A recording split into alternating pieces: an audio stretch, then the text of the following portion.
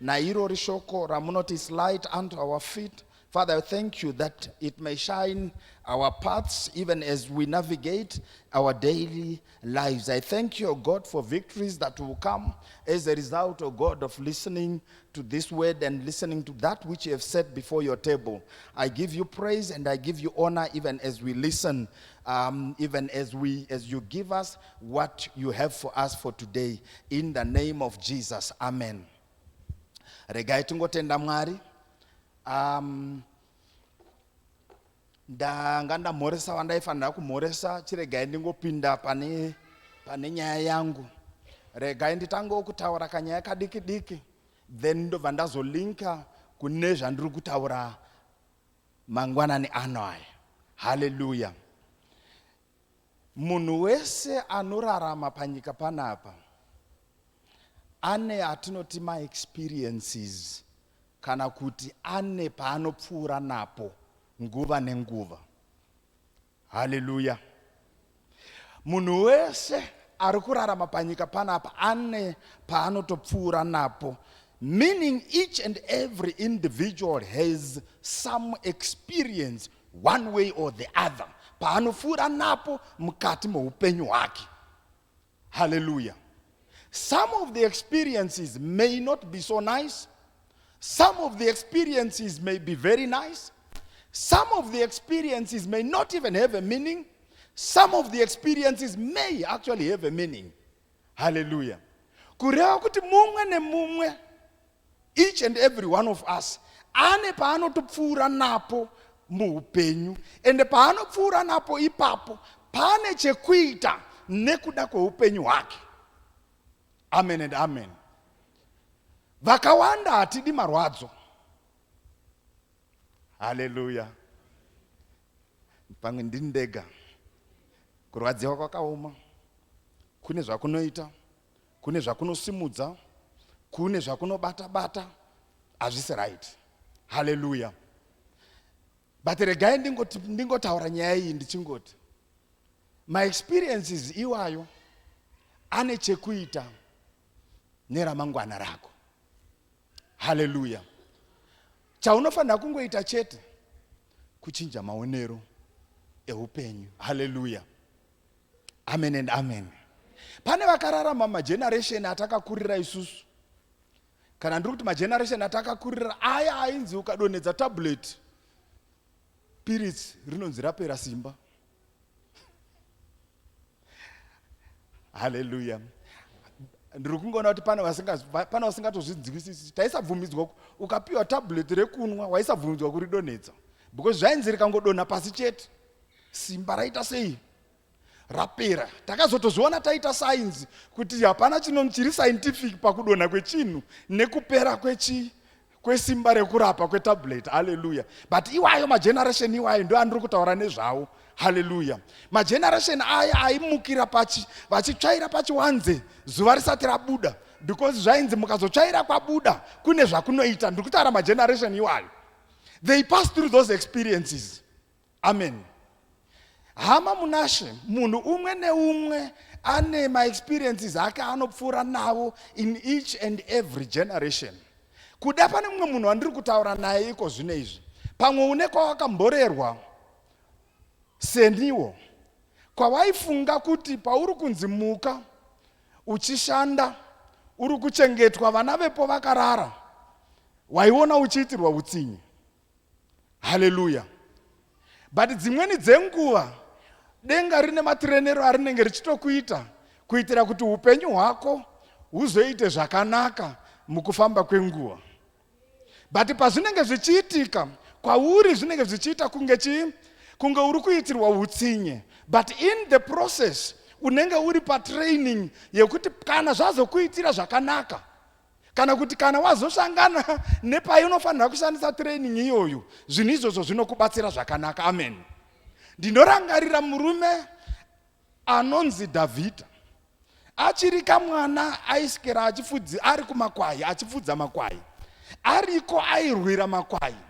But experience yekumakwai yakazomuitira zvakanaka paakanga akuzozodzwa samambo, kana kuti in the process yekuzodzwa kwake kuti azove mambo, or in the process yekuti azove mambo achazotungamira, it was actually worthwhile, because aisazoona Goliath ari muhombe iye akatombobvarura shumba.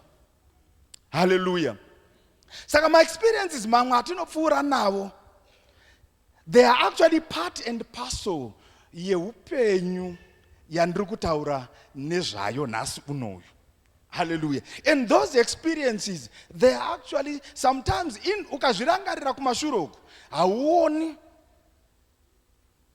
kunaka kwazvo, but zvinenge zvakaitirwa iwewe pari zvinezvi. Amen. Pane vamwe vari kurarama mumabasa ekuti sometimes unotofunga kuti munhu ari kurarama sei pabasa apa. Nyamba kurarama kwake ndekwekuti ava kupopota kwavo hakupfuuri kwamai wandaigara navo. Saka hazvindivhundutsi. Makanga mutori patraining kare. Hallelujah. Pane vamwe vari kuitiswa zvavari kuitiswa iye zvino izvi. Muri kuzvigona ndava yekuti mune kwamakaita sei, mune kwamakapfuura nako in terms of your experiences. Those things are part and parcel of what our lives are. Hallelujah. Regai nditi mugemu reupenyu iri, zviri kuitika nhasi izvi muupenyu hwako zvine chekuita nemadecisions nezvakaitika muupenyu hwako munguva yakapfuura uko kumashure uko. Kureva kuti nezvauri kuita nhasi zvine chekuita neramangwana rako.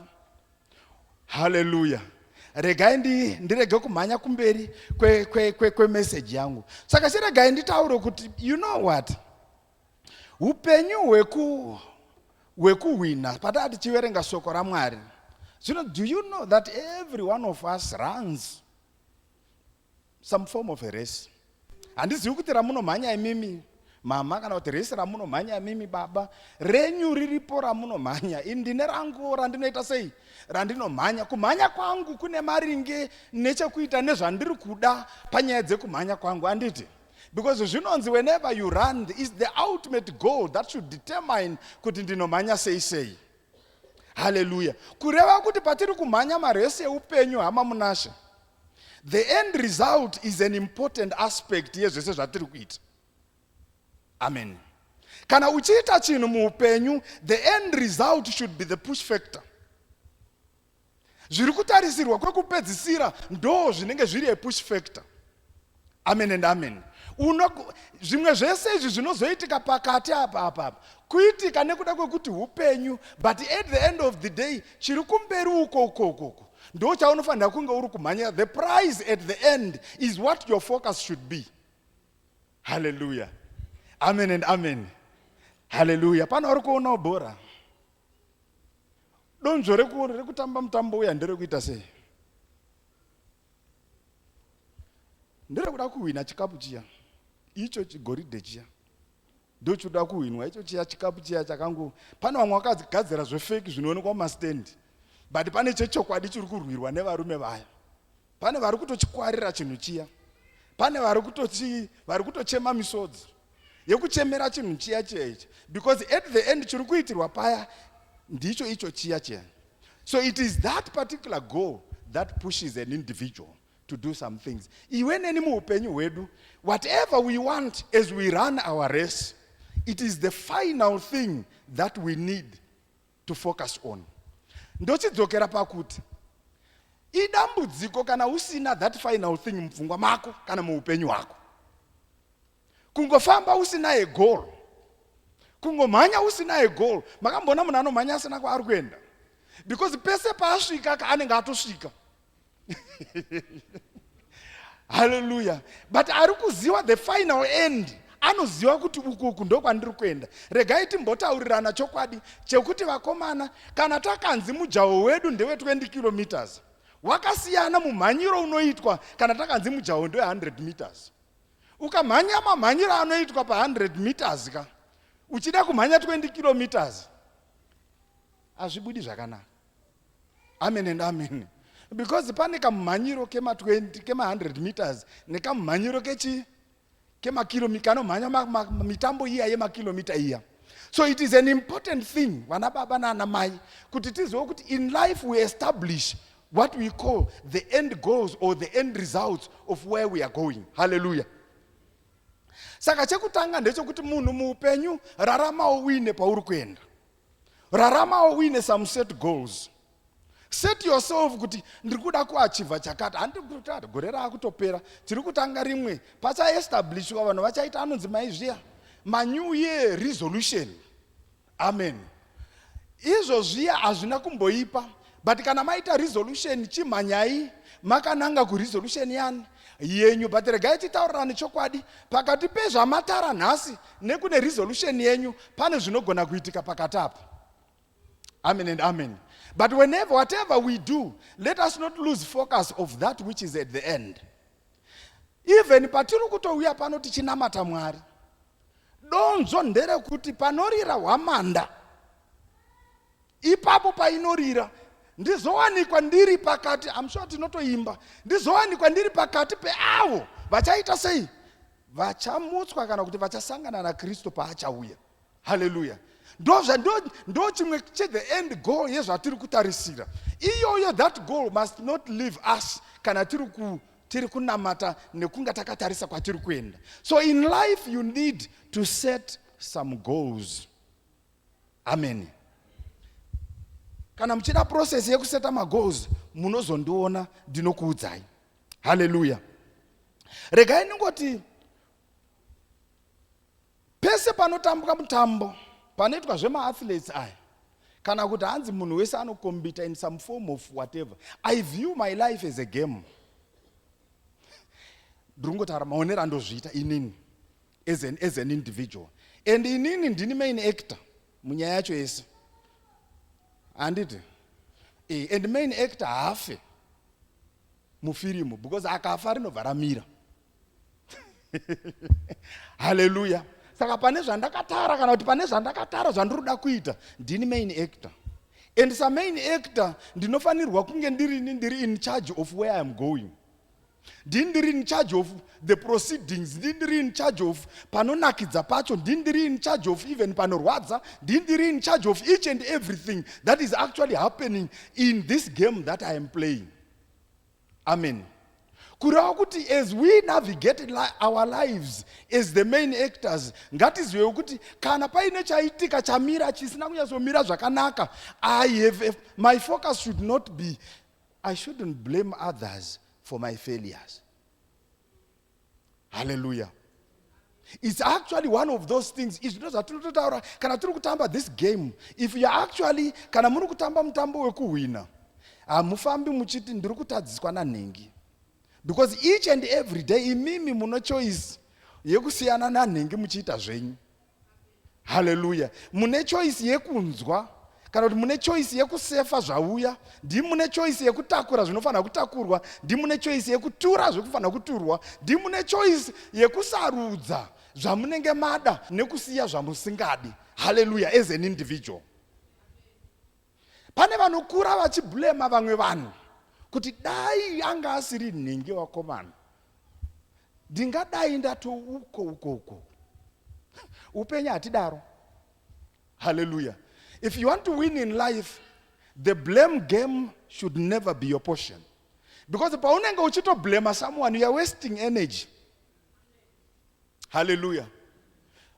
Kuphysics pane inonzi potential energy neinonzi kinetic energy.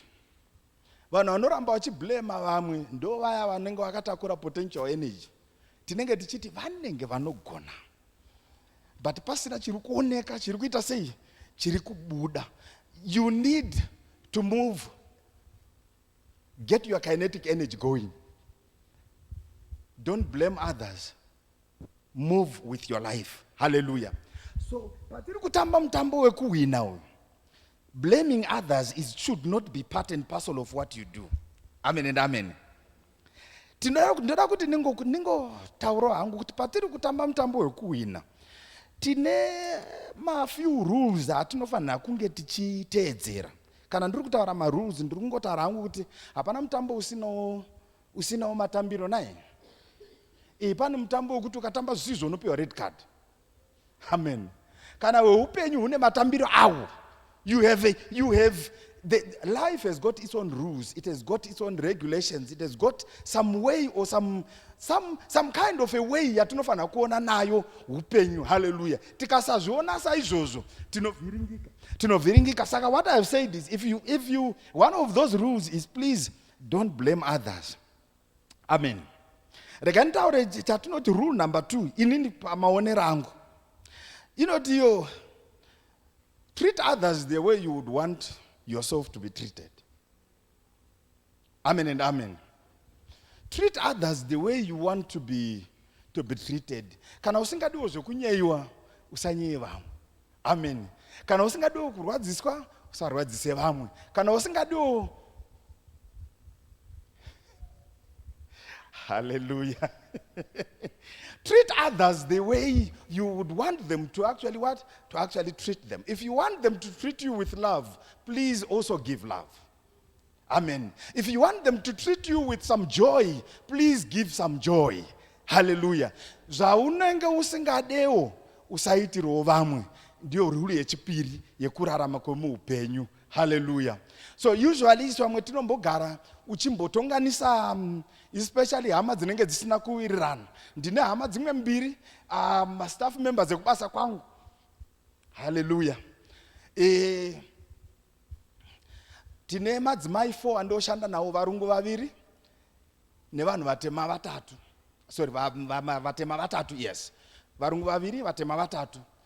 Mumwe mutema akarwara, ndokubva tatsvaga mumwe temp wechitema kuti ambosanobata panzvimbo yake. Akauya akafunga kuti achagamuchirwa zvakanaka, but paakauya pane rimwe timu rakafunga kuti zvaatouya atokompetita. Muhupenyu hatinyanyoshandi tichidaro. Hallelujah. Because sometimes the way you view a certain individual can actually impact your productivity, and it can disturb your focus nekwauri kuda kuenda. Hallelujah. Ava vakanga vauya temporarily ava vakaona moto nekuda kwedzimwe hama. Pakati pavo pakazenge pakuzosimuka watotoziva zvedu. Kana ndiri kuti watotoziva zvedu ndezvekuti munhu wese ari mumanagement muno maanotozviziva. Even mimi nese vana mai nana baba mune vana munoziva macharacters evana venyu. Amen. Kuti pana asingadyirwe chinhu chake.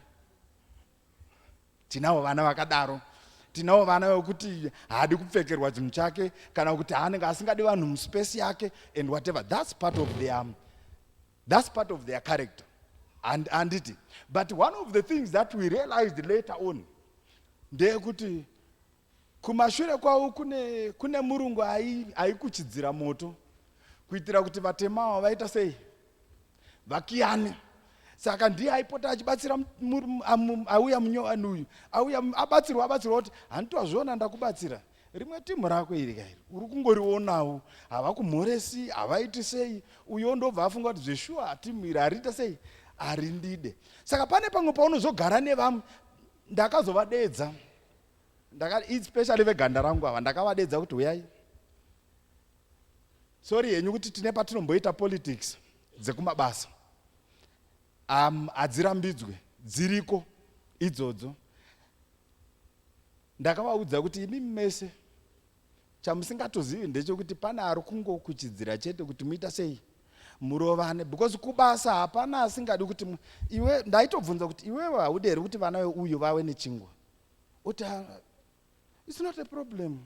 They should also have bread. Isn't it my children are also eating? But say iwe usiri kumhoresa uyu, say iwe uri kuita zvakadai, say iwe uri kuita zvakadai. Iyo yekugadzirisa iyo inenge yekugadzirisa kuti upenyu vanhu vanzwisise kuti as we live in life, there is that game that you should play, and each and everyone you play your own game. But at the end of the day, don't interfere too much into other people's affairs, because in interfering you are actually losing focus. Kwako iwewe hakuchisina ari kuenda, wa busy kuinterfere nezvevamwe, and you need to understand that the enemy is actually good at that. Hallelujah. He actually came to kill, to steal, and to destroy.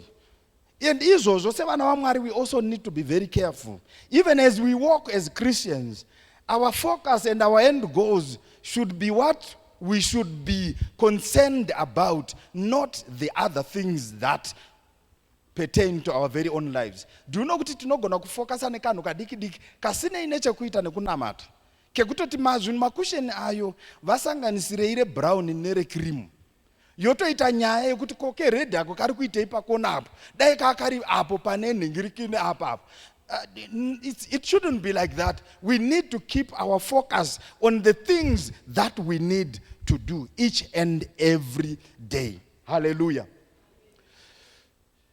Chimwe chandino consider as a rule of life, whenever you get into a place, live it better than the way you saw it. Hallelujah. Kana wasvikawo panzvimbo siya pari nani kupfuura zvawasvika pakaita. What am I saying? I'm simply saying, as an individual, try to always better the thing that you found chiripo. Kana kuti ngatingodai izvi, kana wawanawo chinhu chisiye chanani than zvachanga chakaita. Amen. Hallelujah. Hallelujah. Hallelujah. Amen. The other part that I also wanted to just say is, patiri kumhanya maresi edu tichida kuwina apo. Zvinonzi, you need to learn from the past. Ndosaka ndandutaura nyaya yema-experiences. Hallelujah. Then you plan for your future. But for now, you live in the present. Amen. Ndoti ndipadzokorera ipapo. Hallelujah. Zvekumashure tinosiyana nazvo. Zvekumberi ngatirongerei. But zvazvinezvi ngatiita sei? Ngatiraramei zvaiko zvinezvi. Nhamo yandakaona inoita vatendi vazhinji ndeyekurarama in the future. Vosiya zvavari kufanira kuita iye zvinezvi. Tofocasa on the future. Hatitangi kunopiwa mubayiro kumberi tisina kumhanya resi. Tinomhanya first tozogamuchira. Hallelujah. Iye kumberi kurota. Amen. And kurota kwaka hakuna nyanya kuipa zvako, but kurota kunongoramba kuri kurota. Amen. Until uchazova a reality. Kuwa kwacho a reality is the learning to live in the present. Amen. So if you want to win in life, you need to learn to live in the present. Zvekumashure tinokanganwa, zvekumberi tinoplana pazviri. Ini ndinowanzo kuti pandinomboticha vana vangu, ndinombodivhieta bijana. Ndichimbowadzidzisa zvehupenyu bijana. Ndoti muri kuona zvakaita number line. Tikabva pana 9, tinoenda pana 10, toenda pana 11. Tichienda ku right, handiti? Ukada kuenda ku left, wakutodzokera kumashure. Kana tiri kuenda ku right, tikabva pana 9, pana 10, toenda pana 11. Tikata pana 10, hatifunge nezvekuna 9 because tatopedza nezvako. Amen. Uyezve zvekunga takuda kuenda kuna 11 tinoita zvekuplana kuti tiende kuna 11. Asi kana tiri pana 10 ngatirarame tiri panana? Tiri pana 10. So we live in the present.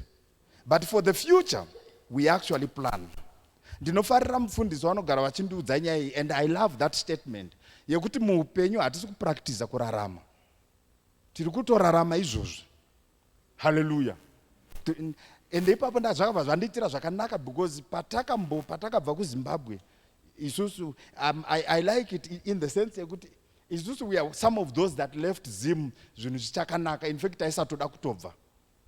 Taingoti patiri kuenda uku tichangojingirisa. Pana unoziva kujingirisa? Tichangojingirisa tikangoti chabijana. Tobva taita sei? Tobva tadzoka kumusha. Amen. Hallelujah. Nanhasi tichiri kujingirisa. Tirimo mukujingiridza tichifunga kuti tichaita sei? Tichadzoka kumusha. Kurarama kwatiri kutoita ikoko kwako tiri kutorarama. Takauya tisina bvudzi jena raakubuda titori kuno uku. Saka kana ndiri kutorarama nganditorarame. Ndo upenyu hwacho hwandiri kutorarama. Handina umwe wandichazoita sei? Wandichazorarama. Ndiri kutorarama ihwohu. This is my race that I am running now. I'm not practicing. Ndiri kutorarama zvaizvozvi. So kana uri kutoita do your best. Hallelujah. Do your best to live. Because izvozvo zvekuita do your best ndo zvinoita kuti at the end of this race tizowane mukana, mubayiro. At the end of the set goal inosvikwa nekunga uri kuziva kuti unorarama in the present. Hallelujah. Regai ndingobatsirawo mumwe zvakare kuti kana uchiona hama yako, be quick to see some good in an individual. Amen and amen. Hamunoti makamboona here vanonzi vana Mr. Perfect nana Mrs. Perfect, kana kuti vana Miss Perfect and vana Tsano Perfect. Timu iroro inani yanyorioni. Amen. Ukaona munhu ari perfect handifungi kuti anofanira kugara panapa panyika, panyika panapa. Amen. Kana ndiri kuti perfect, hamunoti perfect munonyazondidzivisa zvandiri kutaura here. Perfect iyai kunzi anobva anzi haana kana ndingirikini. You know what? We are humans. Hallelujah. We are humans. And because we are humans, when we interact with each other, it is important to quickly see the good that is in an individual. Hallelujah. Let's not focus so much on the bad. It is the good that will get us somewhere. Amen. Because ndikada kutsvaga zvisina kumira mushe mumunhu, aiwa tinogona kuamplifya, tigozviona, tigozviisa paskero, tigokuyerai, tigoona kuti hamukodzeri. But let's focus on the good that are in people. Mune vanhu mune zvakanaka. Amen. Mune vanhu mune zvakanaka. Amen. Ndombotaura nguva yataimboona, I just imagine at times before Paul became Saul. Do you know kuti Mwari vane maonero avanoita vanhu? Because I'm sure pavaiona zvaitwa naSauro zvekuuraya vatendi, chavainyanya kuona chivindi chaiva nemurume uyu. Vakati chivindi ichi ndikachipidigudza chinova chivindi chekutanga kereke yangu pasi rino iri. Hallelujah. Izvozvo pane zvaionekwa naMwari muna Sauro zvekuti dai isusu taimuona iko zvino izvi, kana dai vakapinda padoo apo tese taibuda ne1 door tichingoti yauya mhondi iya. But muna Mwari vaiona munhu wekuti vakasandurudza vane zvavanoshanda nazvo. Do you know kuti even muvana vedu those things also are there? Zvokuti tinoyazoona kuti mwana uyu kauyu chakati nechakati ndinogona kushanda naye, chakati nechakati ndinogona kushanda naye. And in the spirit leadership, we are all leaders here. By leaders, I simply mean either munolida kumba kwenyu kana kuti munolida pamunolida. In leadership, you also apply the same principles that you identify that which is good in an individual, because there is always something that is good. Woshanda na ichocho chakanaka chiri mumunhu. Chinoshandika nacho ndokuti zvinhu zviite zvakanaka. Hallelujah. Amen and amen. Amen. Rega ndingoti pfure pamberi bijana. Hanzi muupenyu, you know what, you always need to have a strategy. Haringangoiti game risina strategy, izvozvo hazviitiki. Ukatamba mutambo weupenyu usina strategy, hauna chaunowina. You need to be strategic as an individual. Chimbofunga kuti pandiri kupinda apa, how best can I navigate through this space? Amen and amen. Do you know kuti pane, I always want to refer to zvinowanzoitika munhu. Vanhu vazhinji vanoenda kumameeting.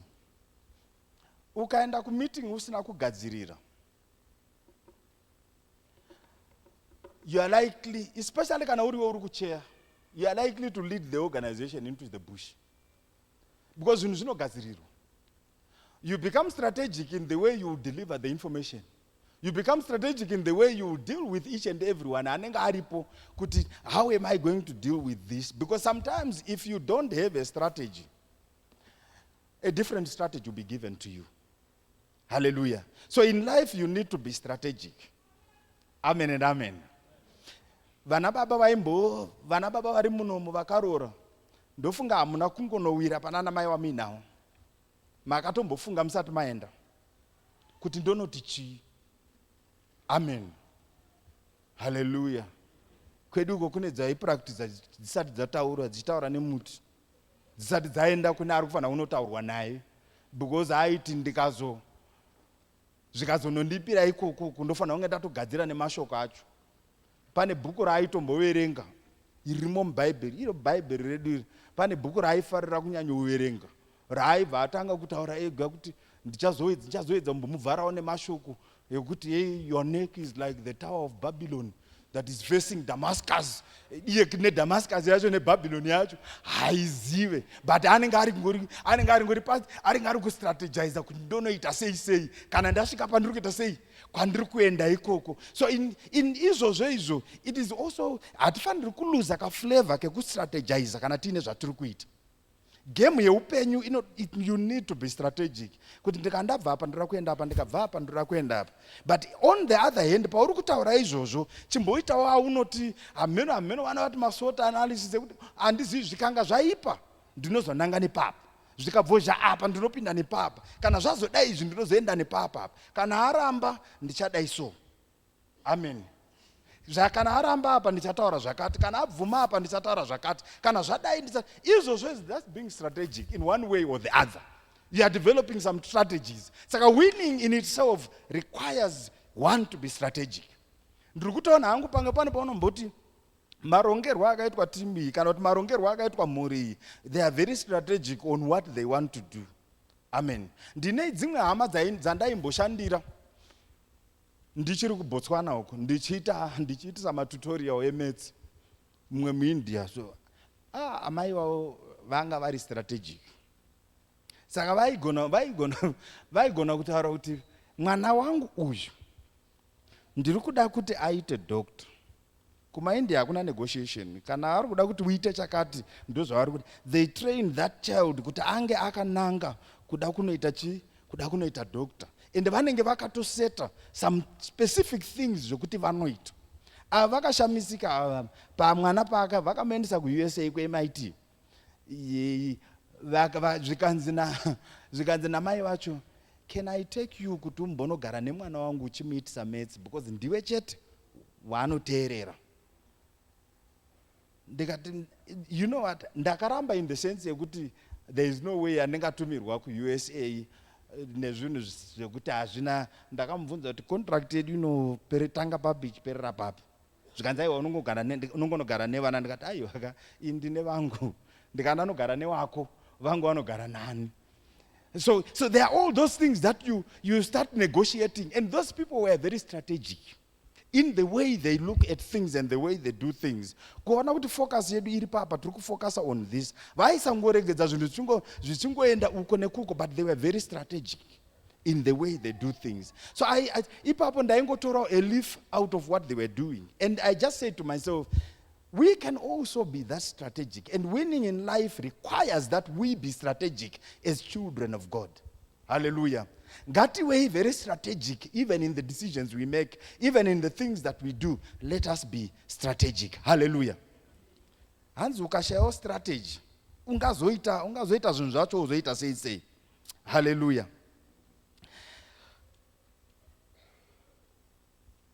Hama munashe, life is about working. You can work for yourself or you can work for someone. But life is just about working. Pakatangwa kuiswa vanhu mugarden reEden, we shall till the land. Amen. We have to work one way or the other. Amen. Depending on how strategic you are, you can work for yourself or you can work for someone. But of course, each and every one of those particular strategic decisions has its own benefits, it has its own merits, and it has its own whatever. Hallelujah. Vanoshandira vamwe havaroti kuti hapana mari yaitwa, kupera kwemwedzi akamirira kudi bhadharo. Ari kushandira mumwe, but ari kuzvishandira anotoziva kuti ndikarara pano mari yangu yarara. Amen. So each and every one of us, we need to understand that life is about working. You can work for yourself or you can work for others. But if you work for yourself, it is much, much better. Hallelujah. Because you can determine where you're going and you can determine your destiny. Hallelujah. In this game of life, you need to understand that life is about fighting for turf. When I'm saying fighting for turf, ndekuti munhu wese ari panapa anotozviziva kuti pane sora rine nharo rekuti kunyange ukadyara zvidyarwa zvako ndiro rinotanga kubuda zvawakadyara iwewe zvisati zvabuda. Hallelujah. Iwe ndio unotozobatsira chawadyara nekubvisa soro. But iro rinenge ratoita take over. Kudhara. Hupenyu hwakangofanana naizvozvo. You fight for your space. As an individual, you fight for your space. And if you don't fight for that space, azvimira zvakanaka. Amen and amen. Hallelujah. Ukanzwa murume anonzi ane jealousy, inyaya yekufaitira space.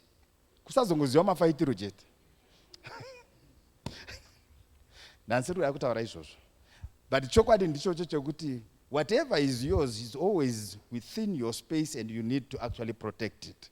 Amen. Because a winning mentality involves the ability to get the chaff out of what you are building, so that whatever you are building grows up with little or no competition.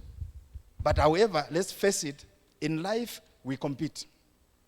And when we compete, we need to be competitive. For us to be victorious, we need to be competitive. Ndrauti ningirike, pezisane mashoko mashoma. Life challenges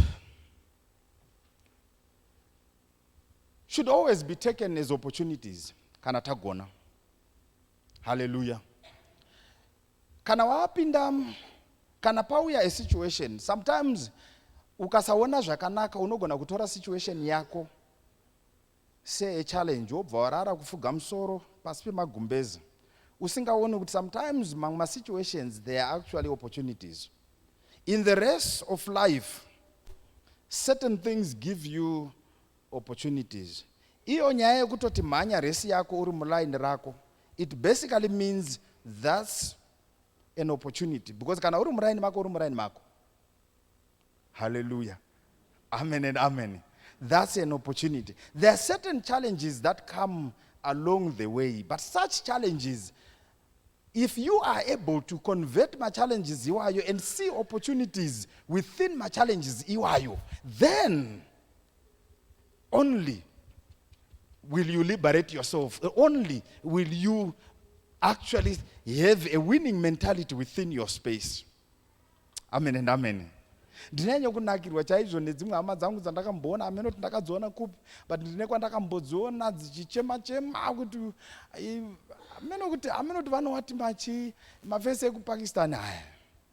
Kana angouya haakurumidzi kunotsvaga basa, anokurumidza kutsvaga pane pekutengesera chichi. Vakangoona kana pane chibuilding kana chisina basa, akangogona kuchiisa mabagla bar, vana baba mulambo vanenge vatopataiti nekuti vanamire zvibva zvikangokwanisa kuita zvakanaka chete. Anga kutotengesa tunhu twake mukati momo. Atengesa tunhu twake mukati momo. Wonzwa mumwe akutosumudza kuti shuwa munhu angabve kwesoko kuPakistan kuya uzotengesa kunoko. Tashaya here vanhu vanotengesa kunoko. Kuti aiwa, mweya wekuona opportunity wakasiyana mukati mevanhu. Do you know it's one of those things that I pray for? Kuti Mwari chingondipaiwo the ability to see opportunities. And some of them, they come through some challenges. Hallelujah. Iyo nyaya yekungoona mukana yekuti apa patori nemukana panapa. Matimamboona kuti izvozvo patiri kuchema kuti magetsi anetsa. Ipapa patiri kuchema kuti magetsi anetsa. Pane vamwe vari kuona mikana. Opportunities that are coming through challenges. And in fact, I've actually seen that all the developments globally, they are actually as a result of people trying to solve problems. Kana usina problem ya solve in the rest of life, forget about winning. Hallelujah. You must be solving a problem one way or the other. Because that's the attitude of a winner. You must be solving a problem. Because in solving a problem, you already set a goal. And once that problem is solved, then your goal is achieved for that which you are trying to do. And apana goal inonzi kana achieve pabudi mubairo panobuda a prize in the process. Hallelujah. So let's learn as we get some of these challenges. They might actually be opportunities. Ngatingonamatira kuti pane challenge yandawana iyi Mwari, hapana here kamukana kari kubuda pane nyaya iyoyi. Hallelujah. Amen. Hallelujah. And the biggest mistake in life is to live life, too seriously. Hallelujah. Pana vanhu vari serious. Serious, kana kuti serious. Pese pavanenge vari serious. Serious. Vanhu vanorarama upenyu vanonzi vari serious. Ndo vandiri kueda kuedza kutaura nezvavo kuti sometimes in life pane seriousness isiri right. Hallelujah. Pane seriousness yekutotambudza miri. Hallelujah. Seriousness yekusvika kana mamwe mamuscles akurwadza nekuti mukoma vari serious kana kuti baba vari serious. Nhasi amai vari serious kutonzwa dzimwe nhengo kurwadza nekuti munhu uri serious. Hallelujah. That level yenhingirikini, that's not the attitude of a winner. Hallelujah. I'm not saying don't be serious about life, but don't be too serious. Zvekurwadzisa nyama, zvekutozwa munhu akutoda mapainkiller, kurwadziwa nemusoro ndekuti uri serious. Kutodzinga vana kuti ndiri kufunga mani nini, ndiri kufunga musandibate, face yakaita kushinga kudai kuti munhu ari kufunga ari serious.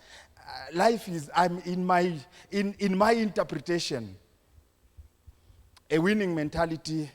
You win when you do whatever you do with joy. Whenever you do whatever you do it with joy. Do it with pride. Do it with intent. Hallelujah. Kwete kubva wawa serious, zvekubva watotadza kuita zvauri kufanira kuita. Hallelujah. Amen and amen. Right. So a few things as we round up. From what we have just read, success requires that, or living a life of winning requires that you choose your own path. Sainyokuteera vamwe, zviitire zvinhu zvako maringe nezvawakapiwa nemaringe emaitiro aunofanira kuzviita. Hallelujah. Dedicate yourself to something that is worthwhile. And ndabva ndawedzera wedre kuti worthwhile. Don't just dedicate yourself to something. Dedicate yourself to something that is worthwhile. Chekuti kana waita unoto apa ndine zvandaita sei? Ndine zvandaita. Hallelujah. Take advantage of opportunities. Ndambozvitaura izvozvo. Take full responsibility for your life, and in life be open-minded. Those are the attitudes of a winner. Hallelujah. Make short-term sacrifices for my long-term gains. Hallelujah. And learn to also give back to the society. Learn to also give back. Learn also to have a mentality yekupa kuti zvitiitire zvakanaka. Giving is also part and parcel of winning. Hamamunashi. Amen. And mupenyu also accept that life sometimes things are unfair. Sometimes things are uncertain. Hallelujah. And it is basically full of pitfalls, and some of these things, they are always constantly changing. So you need to always re-strategize. Hallelujah. Regaini ngoti zvangu kune mumwe munhu pari zvinezvi. I'm not so sure what you're going through as an individual.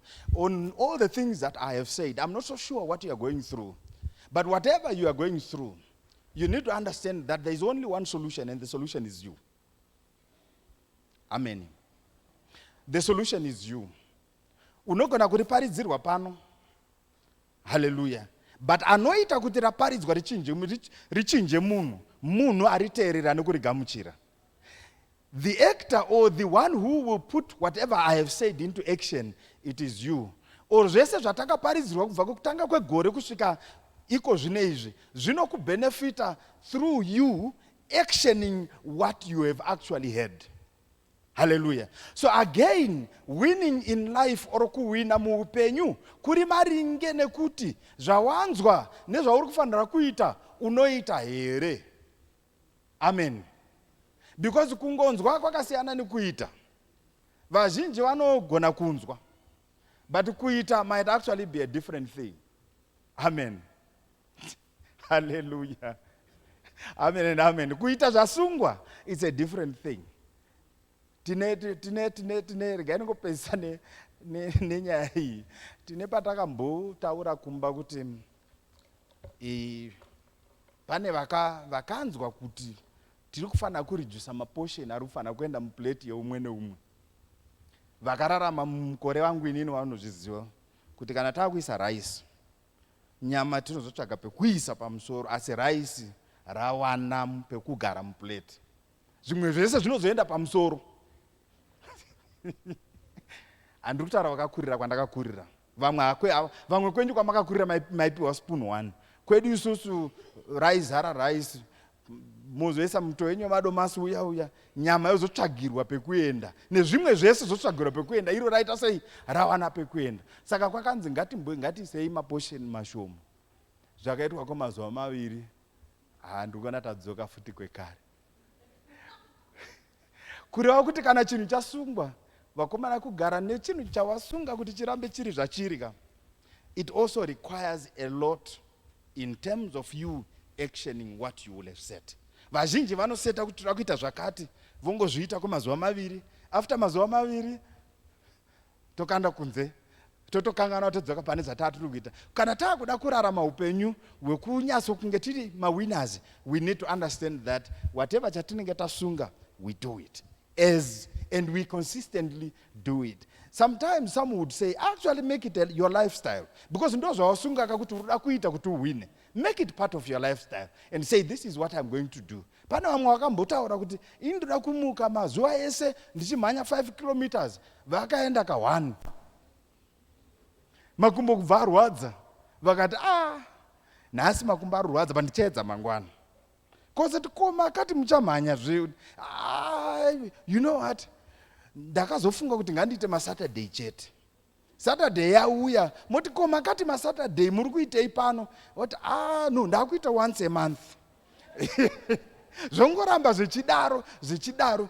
A winning mentality or a winning spirit yemuhupenyu inoda kuti munhu kana waseta chinhu, make it your lifestyle.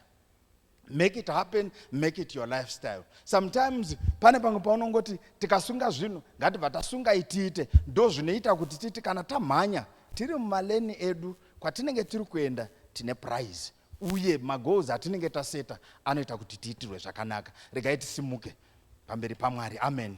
Inini pangu ndapedzera pano zuva ranhasi muzita raJesu. Amen.